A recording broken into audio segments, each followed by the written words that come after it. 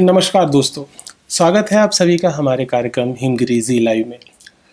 दोस्तों, ये हम सब जानते हैं कि किसी भी देश के लिए विकास बहुत महत्वपूर्ण होता है। हमारे देश के प्रधानमंत्री नरेंद्र मोदी जी ने भारत के विकास के लिए एक नया सपना देखा है। नए भारत की इबारत को गढ़ने का उन्होंने एक प्रयास किया है। हम अपने देश के अंदर छोटे छोटे राज्यों में और उन राज्यों की राजधानी क्षेत्रों में अलग अलग कार्यक्रमों के माध्यम से इस विकास की परिभाषा को गढ़ते हैं और हमारे देश के युवाओं की उसमें एक महती भूमिका होती है। राजनीतिक क्षेत्र हो, सामाजिक क्षेत्र हो या कोई अन्य क्षेत्र हो, सभी लोग अपने अपने दृष्टि से, अपने अपने तरीकों से इस विकास में योगदान देते हैं। आज इस विषय पर चर्चा करने के लिए हमारे साथ हमारे कार्यक्रम में मौजूद हैं देहरादून के मेयर श्री सुनील उनियाल गामा जी। हम अपने कार्यक्रम में सर आपका बहुत बहुत स्वागत करते हैं। नमस्कार सुनील जी, हम आपसे यही जानना चाहते हैं कि जो आपका राजनीति का सफ़र रहा है, जो आपका राजनीतिक कैरियर रहा है, वो विभिन्न पड़ावों से होकर गुजरा है। जो आपका राजनीतिक सफ़र रहा उसके बारे में आप दो बातें हमारे साथ साझा करें। धन्यवाद। राजनीतिक सफ़र मेरा, जब मैं इस भारतीय जनता पार्टी से जुड़ा था तो हमारे यहाँ 17 साल बाद देहरादून में नगर पालिका के चुनाव हुए थे। उसमें मेरे कुछ मित्रों ने, मैं राजनीति में नहीं था, लेकिन मेरे मित्रों ने मुझे जो है कह लीजिए कि जो है उन्होंने मुझे फूंक पे चढ़ा दिया और मुझे भी चुनाव लड़वा दिया। और जब मैं चुनाव लड़ा तो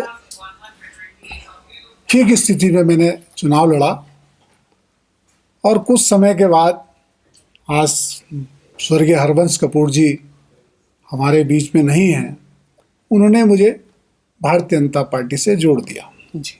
और जब मैं भारतीय जनता पार्टी से जुड़ा तो मैं भारतीय जनता पार्टी के जितने कार्यक्रम हैं उनमें मैंने बढ़ चढ़ के हिस्सा लिया और धीरे धीरे मैंने युवा मोर्चा में लगभग 15 वर्षों तक मैंने काम किया। जब उत्तराखंड आंदोलन चला तो उसके लिए जो है हमने अपने राज्य की मांग के लिए लड़ाई लड़ी, उसमें भी हम कई दिनों तक जेल गए।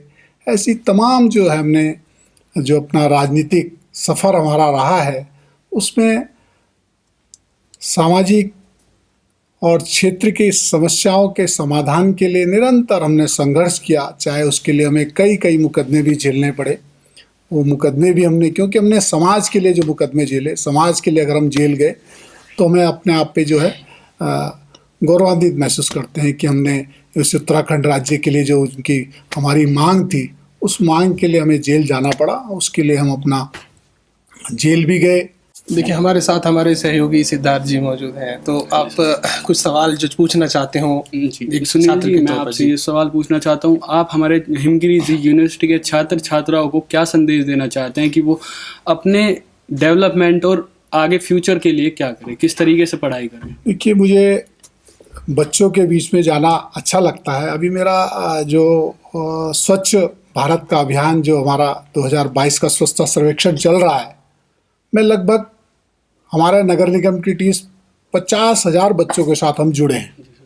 उसमें मैं भी जो है स्कूलों में जाता हूँ, बच्चों को उनसे हम अनुरोध करते हैं कि सफाई पे फोकस करना है, सिंगल यूज़ प्लास्टिक का प्रयोग नहीं करना है। आजकल हमने एक और अभियान चला रखा है कि प्लास्टिक को जो है जमा करना है। जिस स्कूल में सबसे ज़्यादा प्लास्टिक इकट्ठा होगा उसको हम सम्मानित करेंगे, उसको पुरस्कृत करेंगे। तो जब हम 50,000 बच्चों के साथ जुड़ चुके हैं तो हम 50,000 परिवारों से जुड़ गए। तो हमारा उद्देश्य ये है कि हम 1 लाख, 1.25 लाख बच्चों तक हम अभी जो हमारा जुलाई तक का ये अभियान है उसमें हम जुड़ेंगे।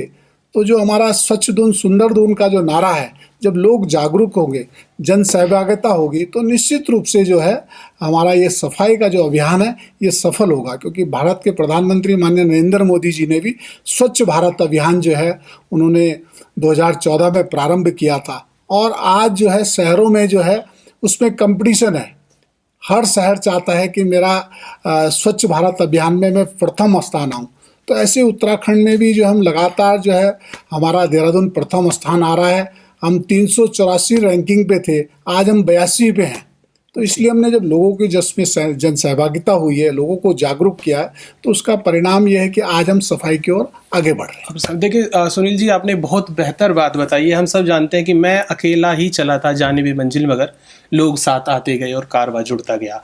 आपके, हमारे और सबके छोटे छोटे प्रयासों से हम लोग देश को, समाज को, अपने शहर को, अपने क्षेत्र को आगे ले जा सकते हैं। और जो भारत के प्रधानमंत्री का एक सपना है कि हमारा शहर स्वच्छ हो, हमारा देश स्वच्छ हो, उन सब में हमको मिलकर भागीदारी देनी है। अभी सुनील जी, आपने एक और बात महत्वपूर्ण बताई थी कि आपका जो राजनीतिक सफ़र रहा, उस राजनीतिक सफ़र में आपको बहुत सारे संघर्षों का सामना करना पड़ा, बहुत बार जेल जाना हुआ। देखिए, समर में घाव खाता है उसी का मान होता है, छिपा इस वेदना में अमर वरदान होता है। सृजन में चोट खाता है जो छैनी और हथौड़े की, वही पाषाण मंदिर में कहीं भगवान होता है।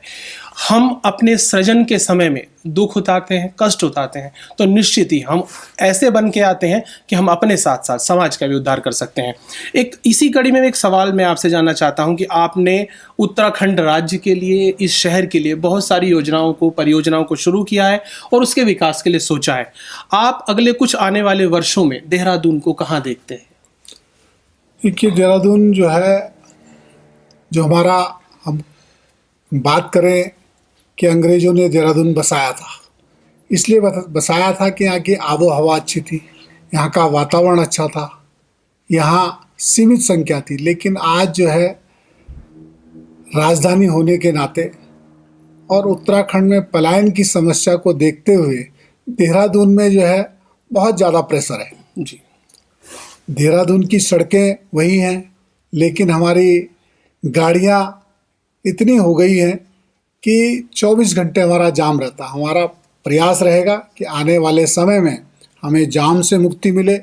हमारी जो ये बिंदाल नदी और रिस्पना नदी है, जिस समय एक ज़माने में 12 महीने पानी बहता था, हमारा प्रयास रहेगा कि नदियों को साफ़ करके, नदी अगर साफ़ होंगी तो हमारी गंगा भी साफ़ होगी, क्योंकि ये दोनों नदियों का पानी जो है बरसात में जब होती है तो सारा जितना कचरा है सब गंगा जी में जाता है।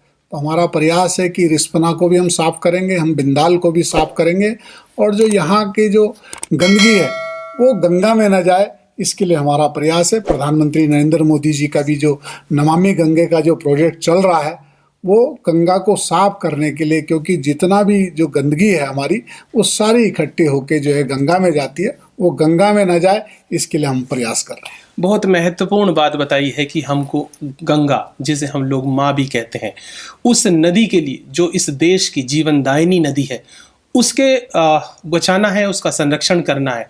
और प्रकृति के इस संरक्षण में हम सबको अपनी भूमिका निभानी है और हम सबको अपना अपना योगदान देना है। आप इस वक्त हिमगिरी जी यूनिवर्सिटी के पत्रकारिता विभाग के स्टूडियो में मौजूद हैं, और यहाँ देहरादून वो शहर है जहाँ आज देश भर से, अलग अलग राज्यों से बच्चे पढ़ने के लिए आते हैं। देहरादून के बहुत सारे ऐसे भी क्षेत्र हैं, गांव हैं, पहाड़ी इलाके हैं, जहां से पलायन हो रहा है, जहां से लोग विभिन्न परिस्थितियों में, विभिन्न कारणों के चलते अपने गांव को, अपने शहर को छोड़कर आगे बढ़ रहे हैं। लेकिन वर्तमान समय में जब हम देहरादून की तरफ छात्रों को खींच के ला रहे हैं, तो क्या सरकार की कोई ऐसी योजनाएं हैं, क्या आप लोगों के ऐसे प्रयास हैं जिससे हम इस पलायन को रोके नहीं, बल्कि लोग जो इस देहरादून शहर को छोड़ के बाहर जा चुके हैं, उन्हें वापस पुनः बुलाकर वहाँ पर स्थापित कर सके? देखिए, प्रधानमंत्री जी ने कहा है कि हमने रोजगार देने वाला बनना है जी। तो जो उनकी जो सोच है, उनकी जो योजना है कि हमें नौकरी की तरफ आगे नहीं बढ़ना, हमने नौकरी देने वाला बनना है।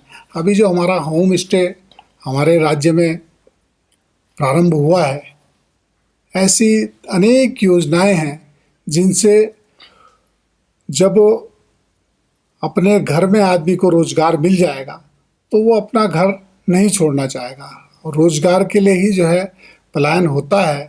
और जो बेरोजगारी की एक समस्या है, उससे भी जो है, जो हमारा होम स्टे है, हमारी जो 4 धाम ऑल वेदर रोड तैयार हो रही है, हमारे जो रेल लाइन जारी है, इससे पलायन भी रुकेगा, वहाँ के लोगों को रोजगार भी मिलेगा, ताकि रोजगार के लिए वो यहाँ ना आए। जब उनको अपने ही घर में रोजगार मिल जाएगा तो पलायन का भी जो है समाधान होगा।